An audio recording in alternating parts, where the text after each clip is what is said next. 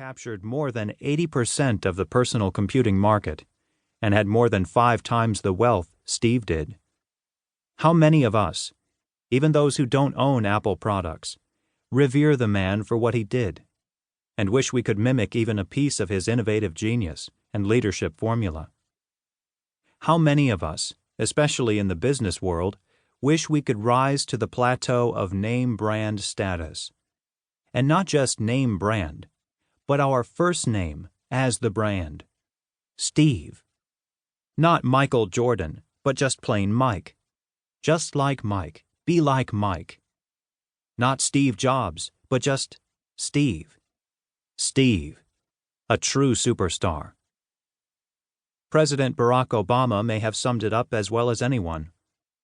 The world has lost a visionary, and there may be no greater tribute to Steve's success than the fact that much of the world learned of his passing on a device that he invented. $380 billion. Leaders can be adored and admired for a wide range of reasons, from a gripping personality and humor all the way to saving the Union. Business leaders are admired for creating successful businesses. On that note, the legacy of Apple Inc. speaks for itself. $380 billion. Billion with a B. That's how much the financial world, aka the stock market, values Apple Inc. That's just a number, right? It may not seem like a lot in today's world of trillion-plus dollar budget deficits, $700 billion TARP programs and such. But for a company, it's huge. It makes Apple the largest publicly traded manufacturing corporation in the world. And while Apple and oil giant ExxonMobil vie for the honor of being the world's largest company, period, the Apple story is far more compelling. Why?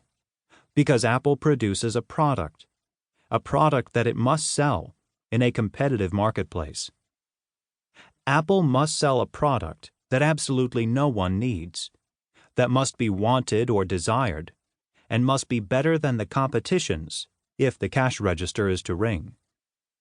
Can we say the same about oil and petroleum products? No way. In fact, the next 5 companies by market cap produce oil, mine metals, or move money around, but don't produce anything so intricate or that must pass customer judgment the way an Apple product must. In fact, moving down the list to number 7, Microsoft, the next company that really makes anything, one wonders whether it meets the same standard as Apple. It seems that few people really want Microsoft products.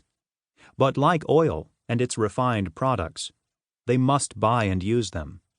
They have no choice. Like oil products, they get you where you're going. They're an industry standard. The Apple racehorse passed the Microsoft plowhorse at $222 billion in market cap in May 2010. You can see how fast that horse is running, for in late 2011, Apple is at $380 billion, while its longtime rival is stuck at $228 billion. At the time Apple passed Microsoft, Exxon was still number 1 at $279 billion, but it has since managed to hold the place position at $358 billion. That's pretty amazing. But the finish, in first place or otherwise, isn't really the point.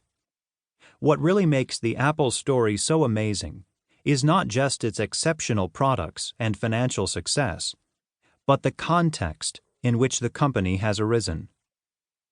Consider that Apple is a mere 35 years old. Although Microsoft, too, rose quickly through the ranks, how many companies have risen so far and so fast, with no mergers and virtually no acquisitions? None. If you consider that Apple's valuation was somewhere around $3 billion in 1997 when Steve Jobs returned to the helm, and $10 billion in 2003 before the iPod really took off, Apple, under Steve's leadership, has unquestionably created more value